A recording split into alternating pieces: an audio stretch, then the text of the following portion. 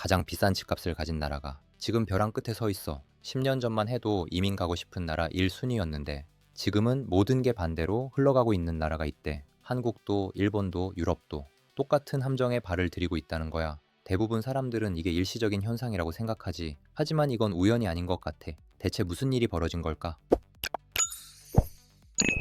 이 문제의 시작은 2008년으로 거슬러 올라가 보면 당시만 해도 아무도 이런 결과를 예상하지 못했어. 실제로 이게 벌어진 곳은 캐나다야. 캐나다 이야기는 2008년 금융위기에서 시작돼. 미국과 유럽이 무너질 때 캐나다는 위기를 잘 넘겼거든. 은행 규제가 탄탄했고 중국에 자원을 수출하며 돈을 벌었지. 모두가 캐나다 모델을 배우자고 했어. 여기서 문제가 시작된 것 같아. 위기 대응으로 금리를 낮췄는데 주택시장은 이미 멀쩡했거든. 낮은 금리가 쏟아지면서 집값이 미친 듯이 올랐지. 사람들은 투자를 시작했고 이게 돈 버는 가장 확실한 방법처럼 보였어. 정부는 막아야 했지만 이미 너무 많은 사람이 주택 소유자가 됐거든. 집값이 문제라고 말하는 순간 수백만 유권자를 적으로 돌리는 거야. 결과는 20년간 집값 300% 상승, 소득은 100%, 지속 가능할 리 없어 보이지. 근데 여기서 진짜 문제가 시작돼. 지금 젊은 캐나다인은 집을 살 수가 없어. 토론토나 밴쿠버에서 평범한 집이 100만 달러, 한화 14억 원이 넘거든. 밴쿠버는 주택 가격이 소득의 15배야. 부모한테 돈 빌리거나 평생 월세지.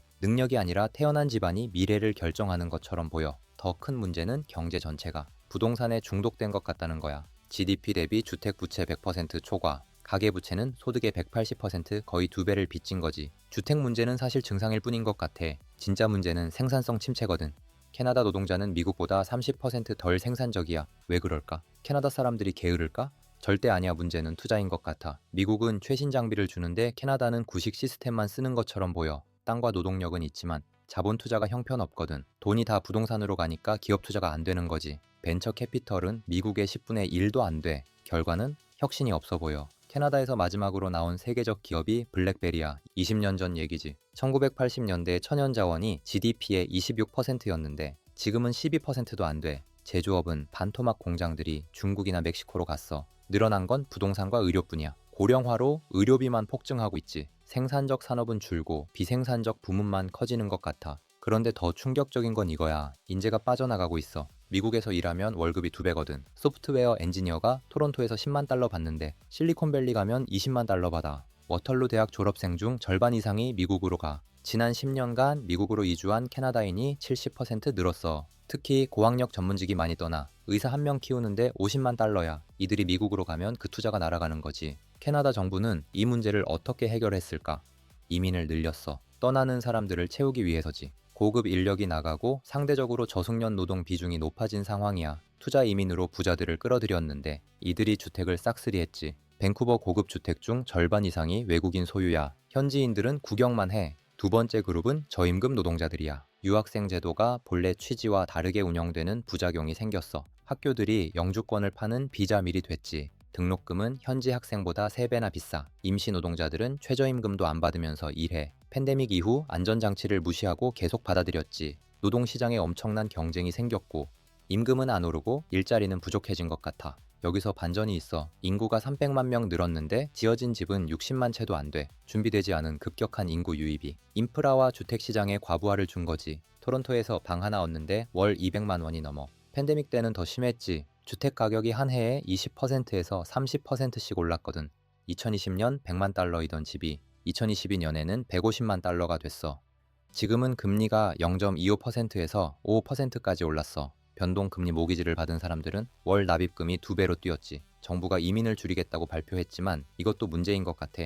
갑자기 이민을 막으면 경제가 충격을 받을 수 있거든. 이 모든 상황에서 미국이 기름을 붓는 것 같아. 트럼프가 캐나다를 51번째 주로 만들겠다는 농담을 하고 있거든. 농담이라고 하지만 무시할 수 없어. 캐나다 수출의 75%가 미국으로 가. 만약 미국이 관세를 때리면 캐나다 경제는 큰 타격을 받을 수 있지. 무역도, 투자도, 인재 이동도 다 미국이 중심이야.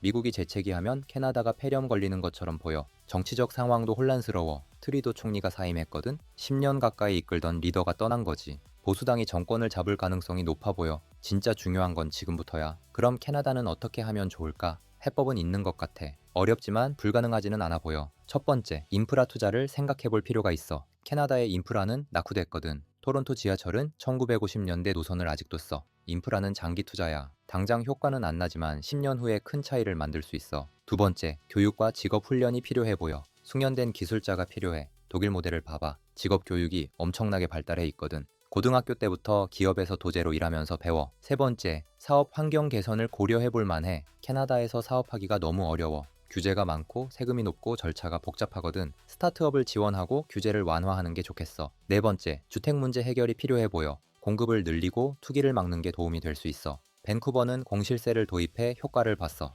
1년 중 6개월 이상 비어있는 집에 세금을 먹이는 거야. 다섯 번째, 이민 정책 정상화가 필요한 것 같아. 질 좋은 이민을 받는 게 좋겠어. 고학력 전문직, 기업가, 혁신가 이런 사람들을 원하는 거지. 포인트 시스템을 강화하고 프로그램을 개혁하는 게 도움이 돼. 여섯 번째, 무역 다각화를 생각해봐야 할 것 같아. 미국에 너무 의존하는 건 위험해 보여. 무역 파트너를 다각화하는 게 좋겠어. CPTPP와 CETA를 더 활용할 필요가 있어. 달걀을 한 바구니에 다 담지 않는 게 안전해 보여. 일곱 번째, 생산성 향상이 핵심인 것 같아. 자동화, 디지털화, 혁신에 투자하는 게 필요해 보여. 인공지능, 로봇공학, 재생에너지에 집중하는 게 도움이 돼. 캐나다의 교훈을 정리해 볼게. 저금리 정책이 멀쩡한 시장에 쏟아지면 버블이 생겨. 부동산 중독은 생산성을 떨어뜨려. 인재 유출을 막지 못하면 국가가 쇠퇴할 수 있지. 양보다 질이 더 중요해 보여. 과감한 개혁이 필요할 것 같아. 한국도 일본도 유럽도 비슷한 문제를 겪고 있어. 저출산, 고령화, 주택 문제 다 비슷해 보여. 캐나다는 경고인 것 같아. 문제를 미루지 말고 지금 당장 행동해야 해. 나중은 없을 수 있어. 오늘 이야기가 도움이 되었다면 구독과 좋아요 눌러줘. 남들보다 앞서가는 정보를 팩트체크해서 설명해 줄게. 궁금한 주식 종목이나 경제 뉴스가 있다면 댓글로 남겨줘. 내가 직접 팩트체크해서 쉽게 설명해 줄게. 우리 다 같이 부자 되자.